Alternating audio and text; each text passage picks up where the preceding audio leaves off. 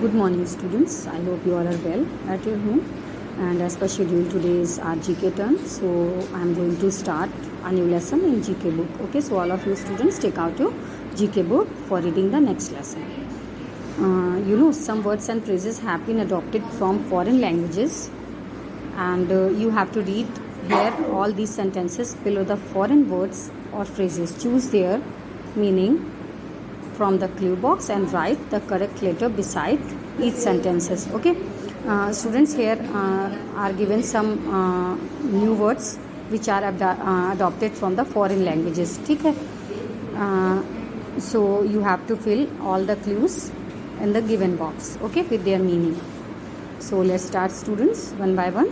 Number one, the minister's family was invited to an alfresco dinner at the Mughal garden. So here is given a word alfresco. What's the meaning of alfresco, students? Alfresco.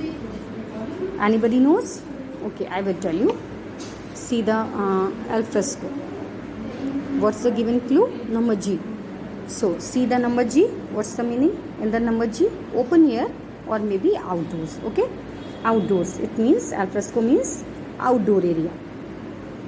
The minister's family was invited to an alfresco dinner. It means outdoor dinner. ठीक है, Mughal garden में उनको outdoor dinner के लिए invite किया गया ministers family को. I have not returned to my alma mater since the day I graduated. Alma mater. See the word alma mater. What's the meaning of alma mater? Anybody knows?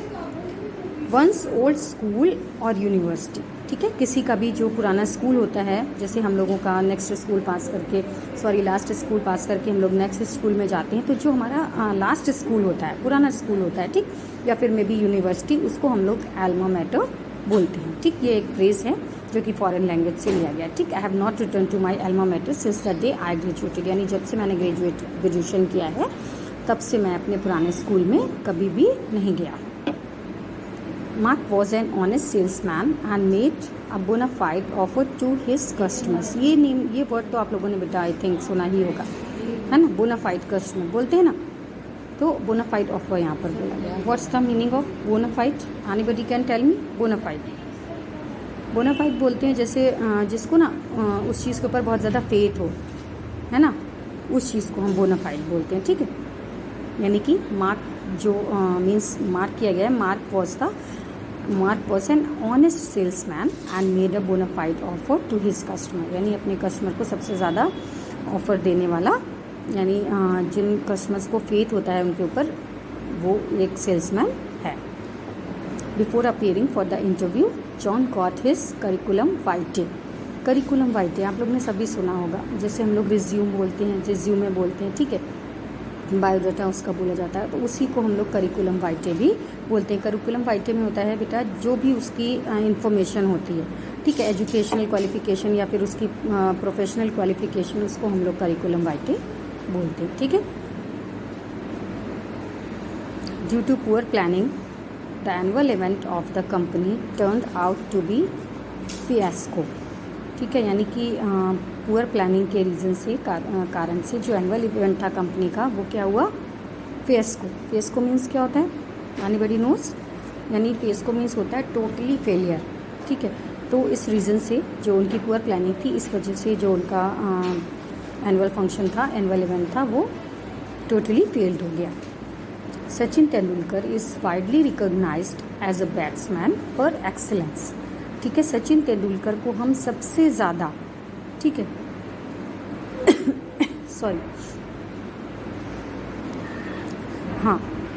Sachin Tendulkar is widely recognised as a batsman par excellence. यानी कि सचिन तेंदुलकर सबसे ज़्यादा, यानी कि जितने भी players हैं उनमें सबसे ज़्यादा उनको एज अ बेस्ट बैट्समैन माना जाता है. ठीक है, इसका मतलब होता है कि बेस्ट में से भी सबसे बेस्ट, बेस्ट से भी सबसे best, par excellence.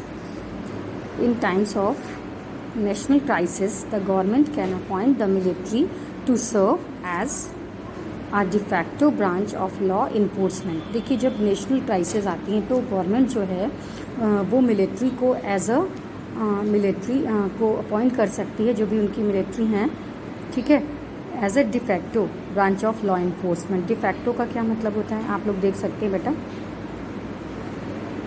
Existing weather legally recognised और नॉट, वो कहीं पर भी उनको लगा सकते हैं, चाहे वो लीगली रिकग्नाइज किए गए हों या फिर ना किए गए हों, ठीक है।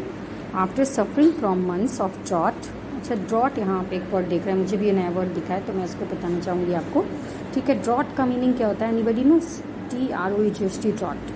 ड्रॉट मीन्स होता है जब कहीं ना सूखा पड़ जाता है, अकाल पड़ जाता है, ठीक, बारिश नहीं होती, तो उस चीज़ को, उसको क्या बोलते हैं, ड्रॉट बोलते हैं, सूखा पड़ने को, ठीक है। After suffering from months of drought, यानी कि बहुत से मंथ्स के सूखा पड़ने के बाद, ड्रॉट के बाद, it was important for the government, ये गवर्नमेंट के लिए बहुत ही ज़्यादा इम्पॉर्टेंट था, टू मेंटेन द स्टेटस को ऑफ द कंट्रीज इकोनॉमी, यानी किसी भी कंट्री के स्टेटस को मेंटेन करने के लिए ये बहुत ही मतलब उसको मेंटेन करना बहुत ही इम्पॉर्टेंट होता है गवर्नमेंट के लिए। जब मंथ्स बहुत से समय में सूखा पड़ जाए, बहुत से मंथ्स में सूखा पड़ जाए, उसके बाद इस कंट्री की इकोनॉमी को मेंटेन करना बहुत ही इम्पॉर्टेंट होता है। तो ये जो स्टेटस को आपको वर्ड दिख रहा है ना, स्टेटस को, इसको क्या कहते हैं, the existing state of thing, यानी कि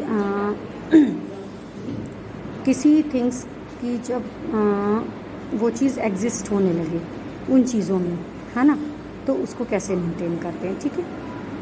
तो okay now students, the lesson is finished and you have to write all the clues in your given box, okay. So today I am also giving you a next page, you have to write in your GK book, okay students. So bye bye, stay safe, stay healthy, meet in the next class later.